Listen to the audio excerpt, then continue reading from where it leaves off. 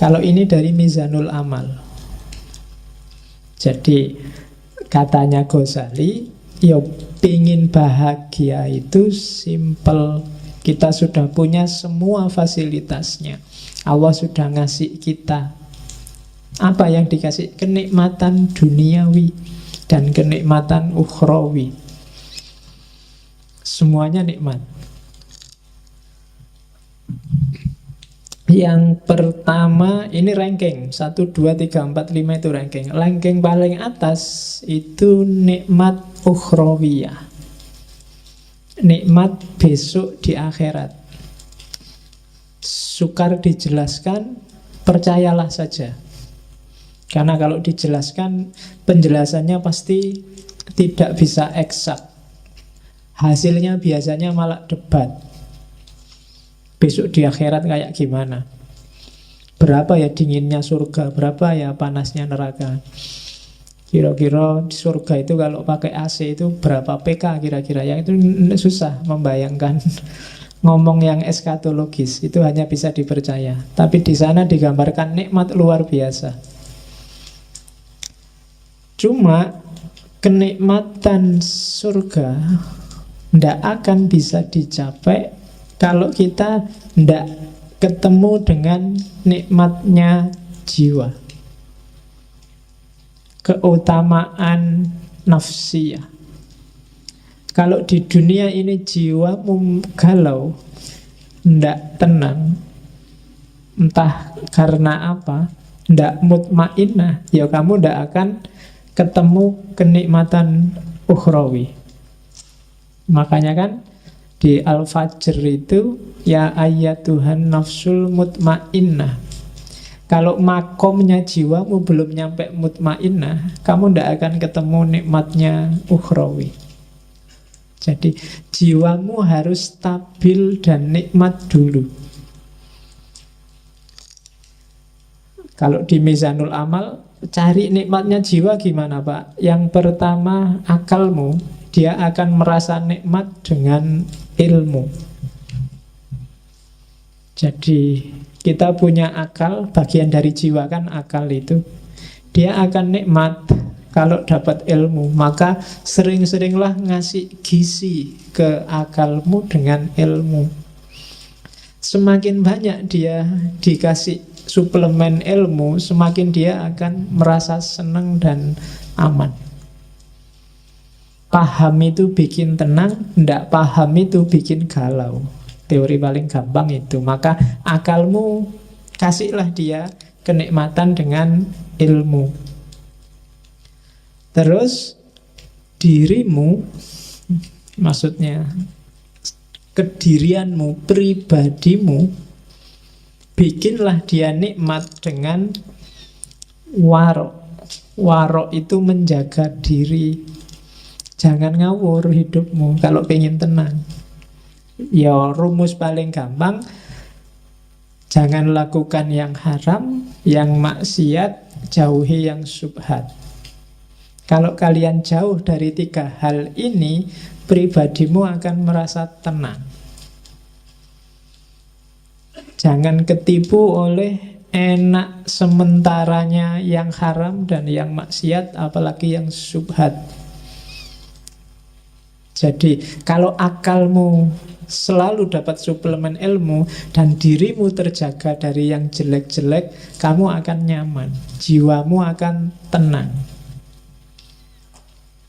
Terus yang ketiga, meskipun begitu, kamu juga harus memanjakan jiwamu dengan kesungguhan dan keberanian.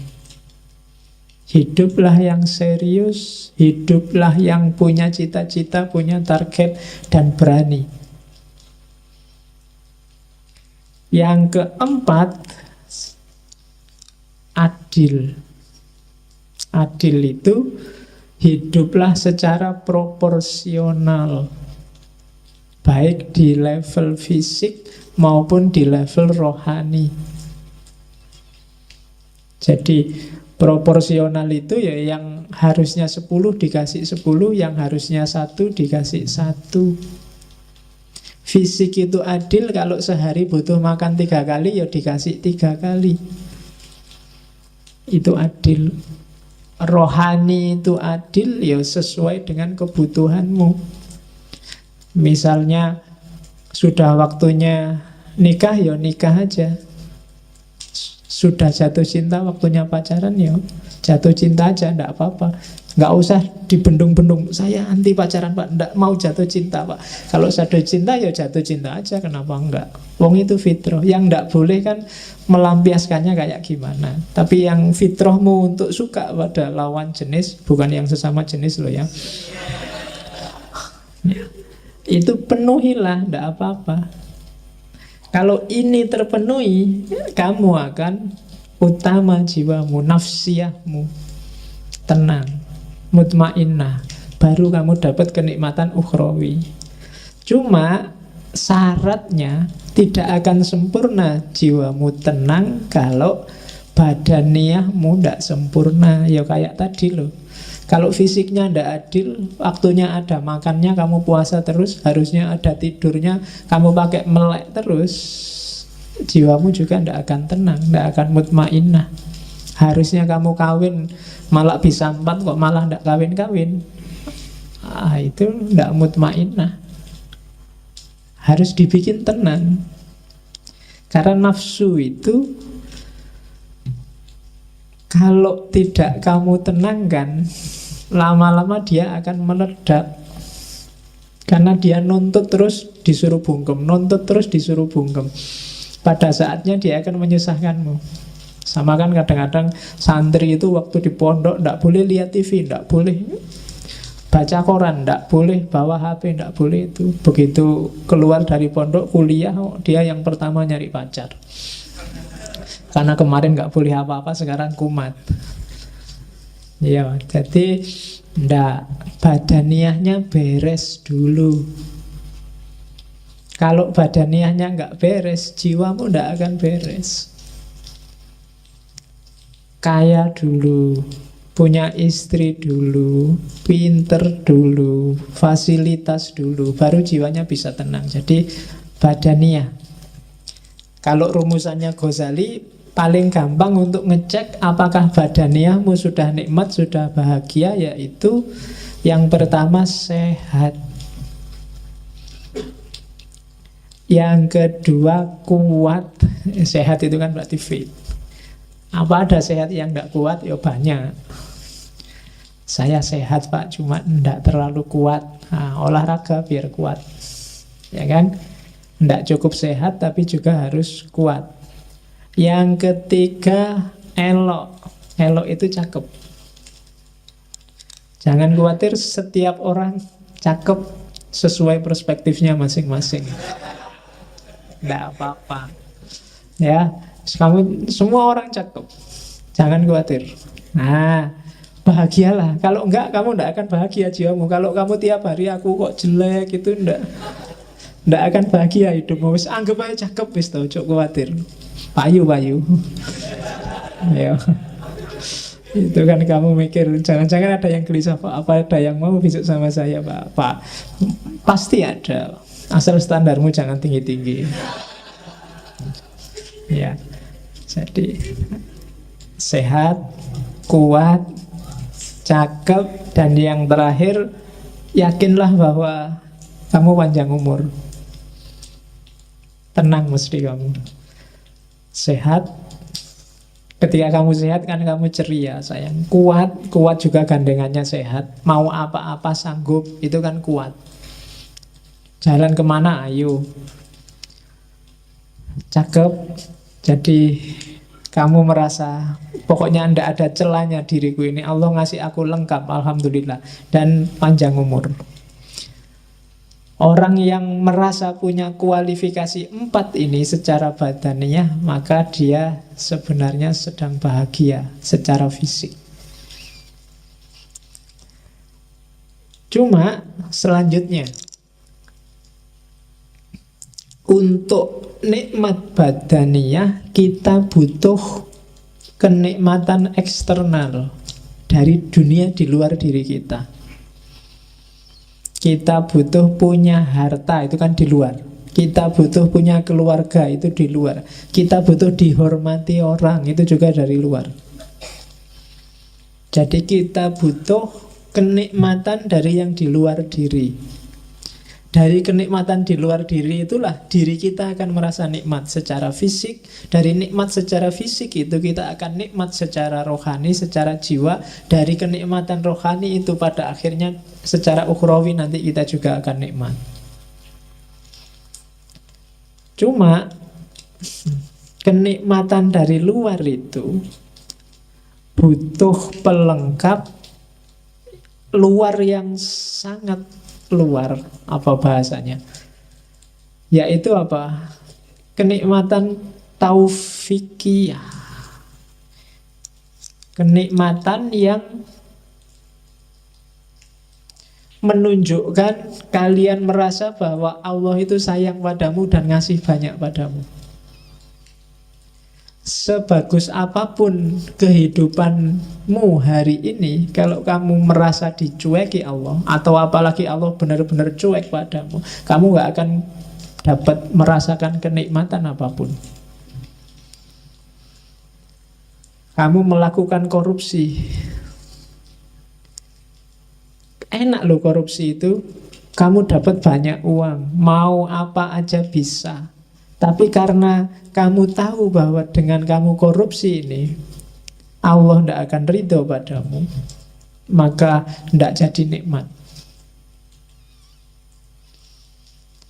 Kamu nyontek ujian, enak kan? Nyontek itu nggak perlu capek-capek belajar, bisa langsung jawab. Dan benar lagi, dan bagus lagi. Dosennya sampai heran, ini kuliah tidak pernah masuk, makalah ndak jelas, disuruh ngomong-ngomong apa juga temennya nggak paham, tapi jawabannya sip, akhirnya dikasih A. Tapi karena kamu ngerti itu nyontek, Amu itu bukan sumber kebahagiaan. Kenapa? Karena kamu ngerti bahwa sebenarnya Allah ndak ridho dengan nyontekmu. Maka dasar dari semua kenikmatan tadi adalah keutamaan taufiki. Dapat hidayah, dapat inayah, dapat petunjuk, rusd, dan seterusnya. Jadi pertama-tama yakinlah bahwa Allah ridho padamu. Setelah itu carilah bekal yang kamu butuhkan untuk nikmat, untuk bahagia. Nyari harta, nyari kehormatan, nyari status, cari tidak apa-apa, itu sumber kehormatan. Kalau itu sudah dapat, maka kamu akan dapat kenikmatan duniawi, kenikmatan badaniyah. Dengan bekal kenikmatan badaniyah ini, jiwamu juga akan nikmat, bahagia, akan tenang. Ketika jiwamu bahagia, insya Allah besok akhiratmu bahagia. Bandingkan dengan orang yang sejak awal sudah tidak dapat ridhonya Allah, maka kenikmatan eksternal tadi akan jadi sumber bencana. Kenikmatan badaniahnya akan disetir oleh nafsunya, maka jiwanya nggak akan jadi tenang. Dan di akhirat juga otomatis kacau. Jadi rumus pertama bahagia adalah pastikan bahwa menurutmu yang kamu lakukan itu diridhoi oleh Allah. Oke, setelah itu baru mikir nyari uang di mana, nyari kerja di mana, nyari istri di mana. Kalau sudah dapat kekayaan, dapat status, dapat kerja, itu kan nikmat. Hasilnya semua itu kenikmatan badaniyahmu. Kamu jadi sehat, kamu jadi kuat, kamu jadi elok, kamu jadi tampan. Kemarin gak punya duit, beli sampo sama sabun aja. Nah kan, kalau duitnya banyak kan sekarang santai, beli parfum, beli make up, malah bisa. Kalau itu sudah terpenuhi kan jiwamu kan tenang. Dan setelah jiwamu tenang, kamu nambah lagi menyempurnakan jiwamu, misalnya dengan cari ilmu, dengan memelihara diri, dan seterusnya. Maka ketika kamu meninggal, kamu akan mutmainnah, dan kamu akan dapat kebahagiaan ukhrawi. Oke, dasar teori awal itu. Teori kedua, man arofa nafsahu arofa robbahu. Kunci kebahagiaan, katanya Ghazali, kenal dirimu. Kalau kamu sendiri masih nggak paham siapa kamu, apa maumu, kamu tidak akan bisa bahagia. Sebenarnya ini teori paling gampang. Kalau kamu nggak ngerti selera makanmu, janjane misalnya makanan yang kamu sukai apa sih, kalau kamu nggak ngerti, ya kamu nggak akan bisa membahagiakan dirimu, kamu sendiri nggak ngerti. Cara paling gampang untuk bahagia ya membaca dirimu sendiri dulu. Katanya Ghazali di bagian awal Kimia Usa'adah itu, ia yang mengenal dirinya, ialah yang akan merasakan kebahagiaan sejati.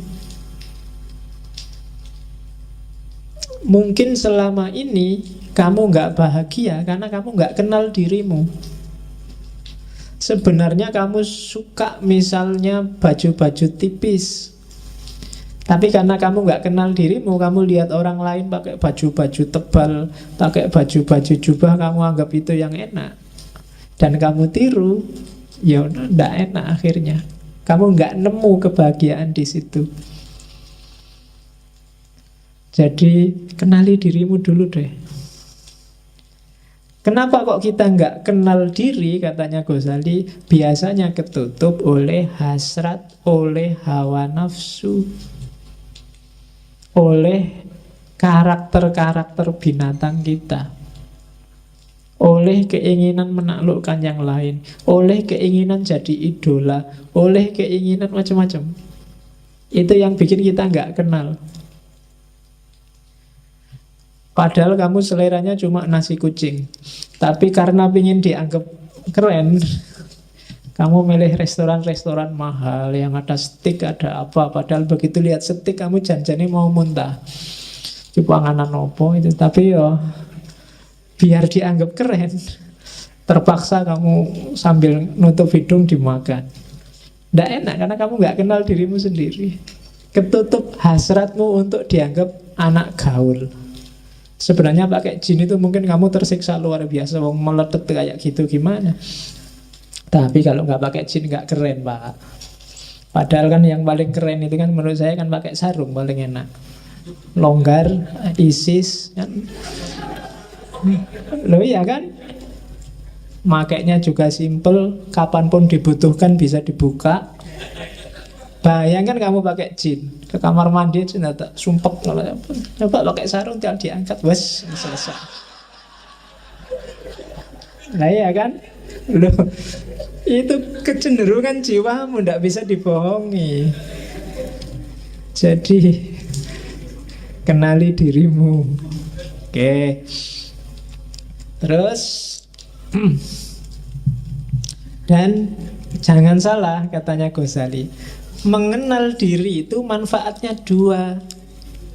Begitu kamu jernih membaca dirimu, semakin ke dalam, semakin ke hakikat sebenarnya siapa itu manusia, justru di paling dasar kamu akan ketemu gambarnya Tuhan. Ya kan? Karena Allah memang yang membedakan manusia dengan yang bukan manusia kan, wa nafakha fihi min ruhi. Dalam diri kita ditiupkan ruh dari Allah. Dan itu citranya, gambarnya ruh dalam diri kita, itu gambarnya Allah. Jadi begitu kamu kenal dirimu yang sejati, hakikatnya kamu kenal Allah. Jangan dibayangkan, kalau mau lakukan, bersihkan dirimu sebersih-bersihnya, singkirkan dari debu-debunya. Ghazali kan yang terkenal bikin analogi cermin itu kan. Semakin nafsu menguasaimu, semakin gelap cerminmu. Kayak kamu maksiat sekali, ada titik hitam satu. Semakin banyak maksiat, titik hitamnya semakin banyak. Sehingga kamu tidak bisa sudah lihat ke dalam dirimu. Akhirnya kamu tertipu oleh titik-titik hitam itu. Kamu anggap yang penting yang titik-titik hitam itu.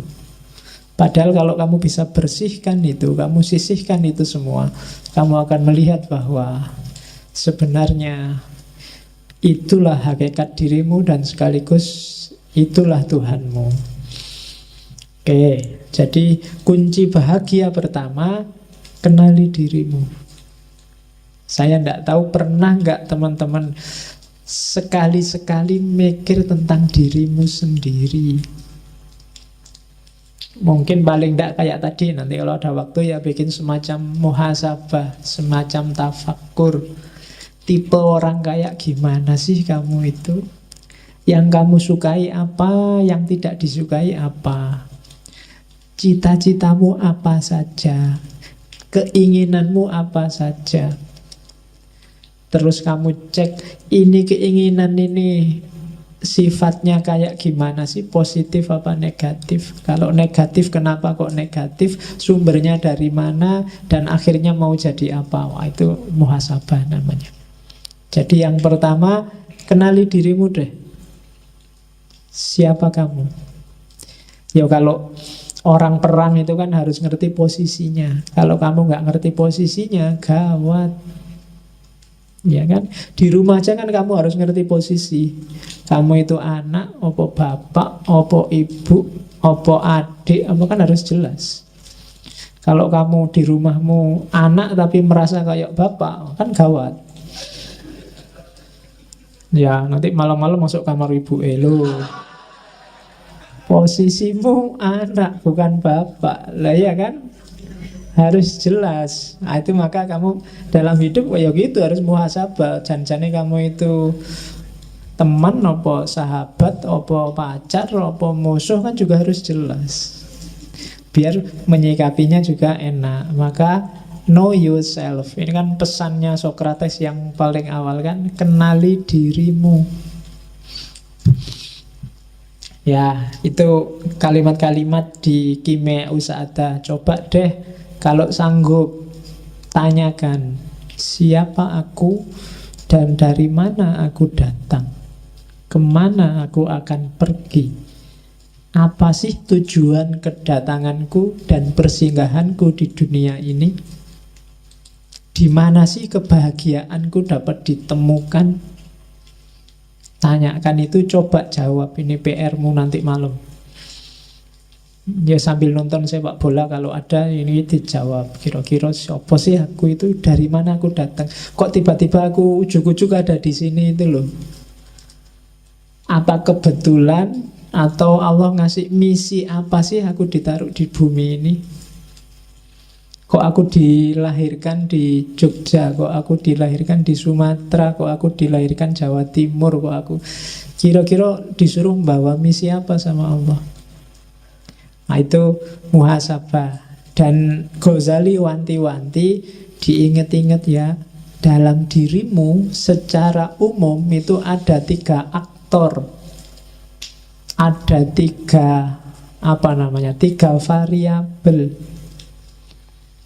yang harus hati-hati kamu gunakannya. Begitu salah dosis, hidupmu kacau. Yang pertama adalah unsur hewan, kehewanan. Yang kedua unsur setan. Dan yang ketiga unsur malaikat. 3-tiganya penting. Kamu butuh unsur hewan. Kalau kamu nggak punya unsur hewan, gawat. Kamu nggak punya ambisi, nggak punya cita-cita, kamu akan jadi orang yang pasif, nggak kreatif. Mungkin kamu bisa nggak punya anak kalau nggak punya unsur kehewanan. Karena, wah saya nafsu kayak gitu, nggak lah Pak, malah gawat. Harus punya yang itu. Cuma dosisnya dan caranya diatur. Jangan sembarangan. Nah, kalau sembarangan jadi hewan beneran. Jadi bukan lagi manusia yang punya unsur kehewanan, tapi hewan yang punya unsur kemanusiaan. Wale. Jadi harus ada. Setan juga begitu. Belajarlah dari setan apa? Kecerdikannya. Setan itu pinter, cerdik. Nggak gampang loh bisa bohongi orang, ngerayu orang, diplomasi itu perlu belajar dari setan. Ya kan? Lu kalau nggak cerdas luar biasa, nggak bisa jadi setan. Kamu bisa mengerayu orang, orangnya punya akal. Manusia kan dikasih bekal akal, dan itu setan ditantang untuk menaklukkan, dan sering sukses. Ya kan? Loh, setan itu kan sering sukses. Kadang-kadang setannya belum ngapa-ngapain itu sudah sukses. Setannya ya geleng-geleng kepala, dan menungso belum diapa-apain wis manut. Oke. Dan malaikat, jangan salah, dalam dirimu ada malaikat. Potensi untuk pasrah, tunduk total 100% pada Allah tanpa bantah. Karakter-karakter baik 100%. Cuma malaikat yang murni, tidak ada hewannya, tidak ada setannya. Ya. Jadi tidak manusiawi. Jadi manusia itu mix antara tiga-tiganya. Jadi bukan tiga-tiganya dibuang atau dipilih yang mana, tapi kontrollah tiga-tiganya sesuai dengan dosisnya masing-masing. Kalian harus ngerti dosisnya, ngerti takarannya. Jangan berlebihan. Katanya Ghazali, untuk bisa ngerti takarannya, yang ngontrol harus akal. Kenapa harus akal? Gambarannya kayak kota, katanya Ghazali. Jadi jiwa kita itu adalah kota besar. Rajanya beda sama Farabi kemarin. Rajanya bukan akal, tapi hati. Kolab. Jadi katanya Ghazali, enggak, akal itu bukan rajanya. Akal itu tunduk pada kolab. Suka dan tidak suka, kecenderungan batinmu. Jadi Ghazali melihat manusia itu disetir oleh kecenderungannya. Akal, dalil, argumen, pikiran itu datang belakangan mendukung kecenderungan hatinya. Maka bereskan dulu hatimu. Karena hati itu rajanya. Bukan kayak di Farabi kemarin, akal rajanya. Jadi kamu itu ikut partai apa dulu, baru kamu cari dalil kenapa partaimu itu bagus. Kamu itu jatuh cinta dulu, baru cari argumen kenapa kamu jatuh cinta padanya. Kamu suka dulu, baru nyari alasan kenapa kamu suka. Atau tidak suka dulu, baru nyari alasan kenapa kamu tidak suka. Jadi rajanya adalah hati.